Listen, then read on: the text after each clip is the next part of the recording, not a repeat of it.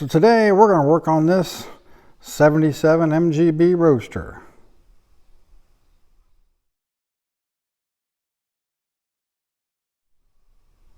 So now that I kind of got the shop a little bit together, I figured I'd start working a little bit, and so I can kind of tell, better where I want my tools and how I really want to set it up.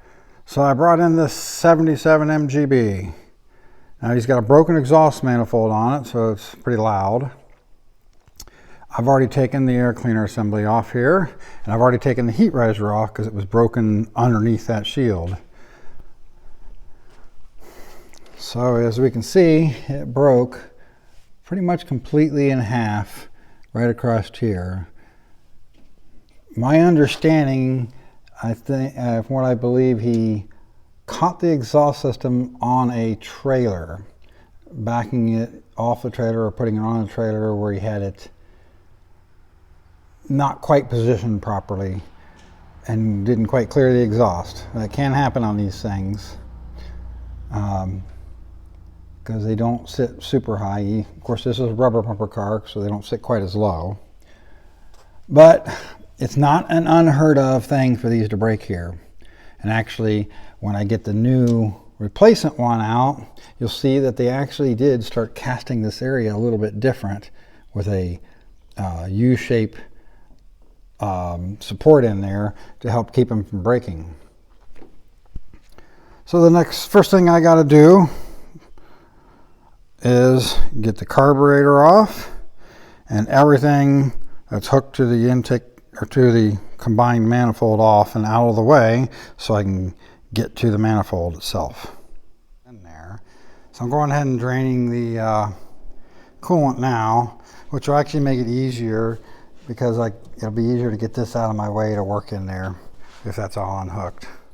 So now we can get started.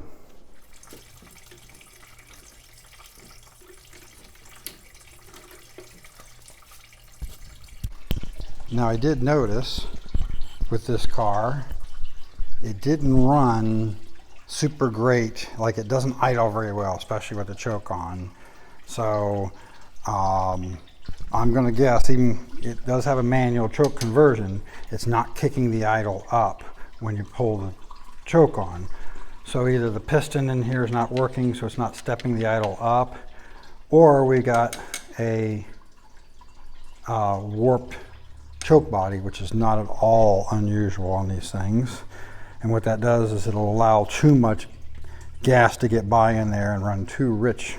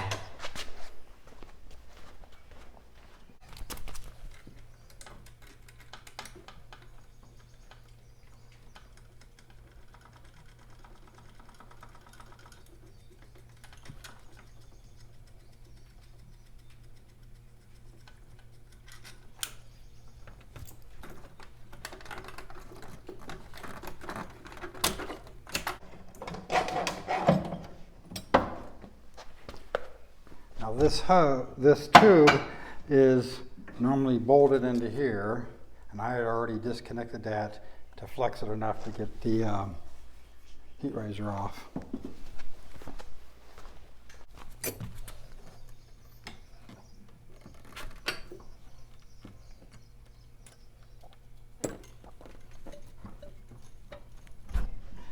Now these can be a bit troublesome to get off of here and get back on there, because they shrink up a little bit and they get too small, and then they harden up where they just won't stretch. And you end up cutting them off and trying to get them on there, and then sometimes they split and you end up having to replace the whole hose. But I do keep one of these on hand. And it is a vacuum line, so you shouldn't just run heater hose on there. Let's see, we got a little bit of an issue here. This was just barely sitting in there, so I'll have to try to take this apart, get that pressed back in there properly, and then we'll go ahead and put a new piece of rubber hose on there since that doesn't look so good.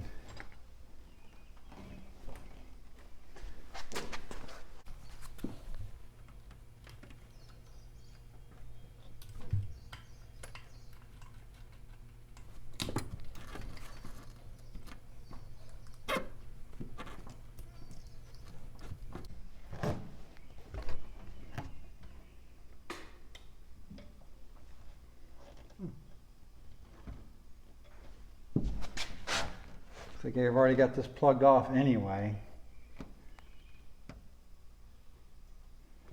I just need to figure out how I'm going to get the exhaust off, since I can't put the car really up in the air right now, other than on jack stands, which once you get used to a lift, that sucks.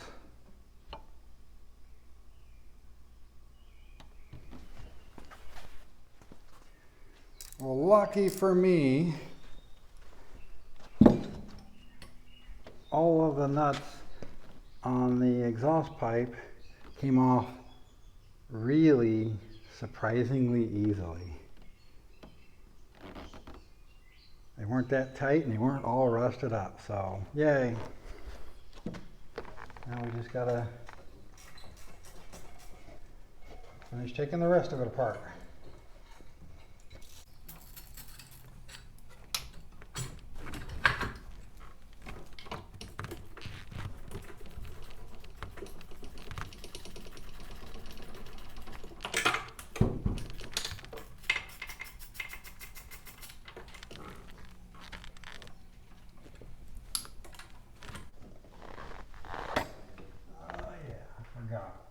Can't quite get the socket up in there very easily at all. So you have to go down in there with a wrench and have a little patience. I don't do a lot of these rubber cars with the Stromberg still on.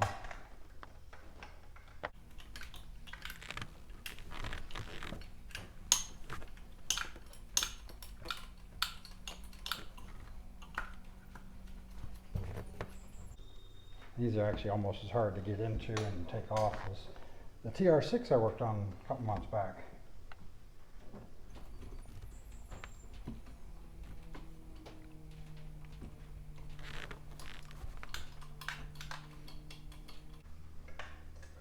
The real trick is getting the nuts started, because you're down in this really tight hole down here.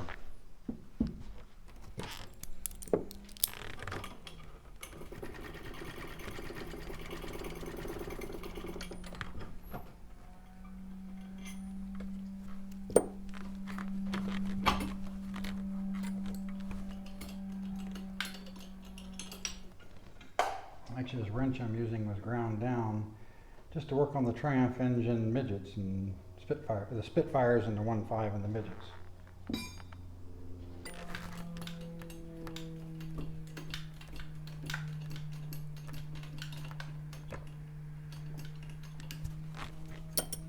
I will lose this nut and have to go chasing it.